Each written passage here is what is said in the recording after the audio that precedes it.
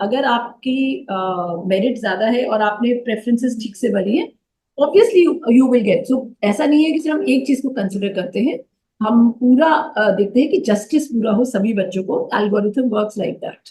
मुझे लगता है एल्गोरिथम समझाना तो काफी कॉम्प्लेक्स होगा, हाँ। पर ये समझना चाहिए बच्चे को कि आप अपनी प्रेफरेंस को प्रायोरिटी दें। आप स्कोर को तरफ ना देखें कि मेरा स्कोर कम है या ज्यादा है। आप अपनी प्रेफरेंस ऊपर रखें। आपको जो प्रोग्राम जिस कॉलेज में पढ़ना है आप उसको सबसे ऊपर रखें, और उसके बाद दूसरे को रखें, तीसरे को रखें। स्कोर क्या है उससे कोई फर्क नहीं पड़ता। आपको आपके स्कोर के हिसाब से बेस्ट कॉलेज एलोकेट हो। अगर आप ये सोचेंगे कि मुझे तो अच्छा कॉलेज मिलेगा ही नहीं, मैं इसको अपनी प्रेफरेंस शीट से हटा दूं, वो आपकी बहुत बड़ी गलती होगी। आपको पता नहीं उस कॉलेज में स्कोर कितना जाएगा, आपकी पर्टिकुलर कैटेगरी में स्कोर कितना जाएगा। आपको हमेशा अपनी डिजायर फॉलो करनी है। जो प्रोग्राम आपको पढ़ना है आप उसको नंबर वन पे रखिए, जिस कॉलेज में आप सबसे पहले जाना चाहते हैं, और आप अपनी एक एक्सटेंडेड लिस्ट बनाएं। आई थिंक एल्गोरिथम समझने से ये शायद सॉल्व नहीं होगी प्रॉब्लम, बट हाँ। प्रेफरेंस आप अपनी ध्यान रखें।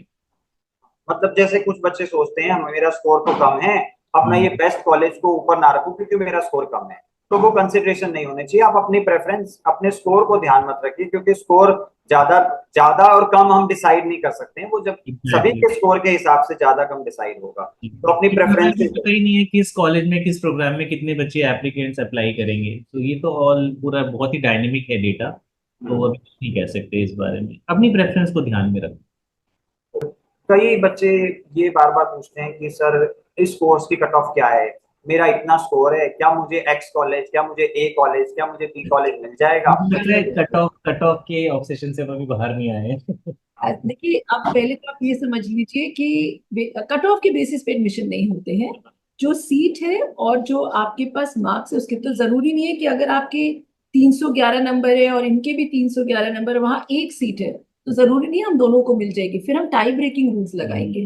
तो it's not a matter of cut off. जैसे पहले होता था कि अगर 95% आई है तो जितने कैंडिडेट्स का 95% से ऊपर है उन सबको मिल जाएगा। What we are going to do is this depends on the number of seats that are available to us. तो अगर एक सीट होगी फिर हम टाई ब्रेकिंग लगाएंगे जो आपके क्लास 12 के सब्जेक्ट्स के आधार पर बनेगी। तो हो सकता है इन्हें 311 पे एडमिशन मिल जाए और मुझे ना मिले। This is a possibility. तो बट नेवरदलेस इस बार हम कोशिश कर रहे हैं कि आपके प्लेटफॉर्म पे हम और जानकारी देने की प्रावधान बनाए।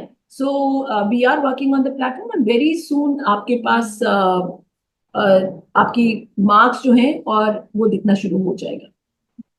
अनीता, मुझे लगता है आपके सवाल से एक चीज हमें और बच्चों को बतानी चाहिए कि क्योंकि इस बार रॉ स्कोर्स आए हैं और एक ही स्कोर में बहुत सारे बच्चे हैं, हाँ। तो बच्चों को ये भी एलोकेशन में ध्यान रखना होगा। जब कट ऑफ देखते ही पैनिक नहीं करें कि हाँ। मतलब इस कट ऑफ पे किसी का हो गया, मेरे दोस्त का हो गया, मेरा क्यों नहीं हुआ, क्या प्रॉब्लम हो गई। इस हैव टू अंडरस्टैंड हाँ। कि लास्ट रैंक पे टाई ब्रेकिंग अप्लाई होगी। तो टाई ब्रेकिंग चैप्टर हमारा एक बार जरूर पढ़ लें सारे बच्चे, तो उनको थोड़ी खुद भी क्लैरिटी आ जाएगी कि कैसे टाई ब्रेकिंग लगी और क्यों उनको एलोकेशन नहीं हुई और क्यों किसी और को हुई। और हो सकता है हम, और जैसे मैंने आपको बताया, we are working with a back end team. Very soon there be many more information that will be available. आपने देखा होगा मैंने आपको जो आपको सीसस फेज 2 दिखाया, कितनी सारी इन्फॉर्मेशन हमने आपको अवेलेबल कर दी है। और भी इन्फॉर्मेशन कि आपका क्यों रह गया, क्यों नहीं आया, ये इन्फॉर्मेशन भी आपके प्लेटफॉर्म पे हम दिखाएंगे जब एलोकेशन शुरू करें। एक सिमुलेटेड रैंक के बारे में सतनाम सर आप लेने ही वाले होंगे, सो आई थॉट हम पहले ही ले लेते हैं। आप लोगों ने देखा होगा कि हमारे प्लेटफॉर्म पे शेड्यूल में हम एक सिमुलेटेड रैंक का भी एक प्रोविजन हमने बनाया हुआ है। डिक्लेरेशन ऑफ सिमुलेटेड रैंक जो हमारी 11 अगस्त को शुरू हो जाएगी। 11 अगस्त को आपको अपनी कोर्स स्पेसिफिक रैंक दिखेगी जो अगेन आपके मार्क्स के बेसिस पे होगी। तो आपको पर दिख वो जाएगा कि फाइनल नहीं होगी ना। हाँ, वो ऑफ कोर्स फाइनल नहीं है। फाइनल। सिमुलेटेड मतलब जितना डेटा हमारे पास उस दिन आया हुआ है, 9 अगस्त तक आया होगा, जब हम प्रेफरेंसेस बंद करेंगे तो उसके आधार पर बच्चों आप सबको आपकी रैंक दिखेगी उस सब्जेक्ट में। और फिर उसके बाद हम प्रेफरेंस चेंज का एक प्रोविजन दे रहे हैं। तो हो सकता है कुछ ऐड करे, कोई डिलीट करे अपनी प्रेफरेंसेस, कोई कोई प्रोग्राम ऐड करे, कुछ डिलीट करे। तो फिर हम आपकी फाइनल रैंक पे जाएंगे। ये सिमुलेटेड रैंक जो है, ये कई बार हमारे पास सवाल आता है कि इसका मतलब क्या है। तो ये इसलिए कि आपको उस समय एक अंदाजा मिल जाए, प्रोबेबिलिटी पता चल जाए कि क्या आपकी रैंकिंग है। But definitely as sir said and I agree, this is not final. It is subject to revision because after that also we will open the platform for 2 days or 1 day to reshuffle your preferences, to reorder, to add and delete.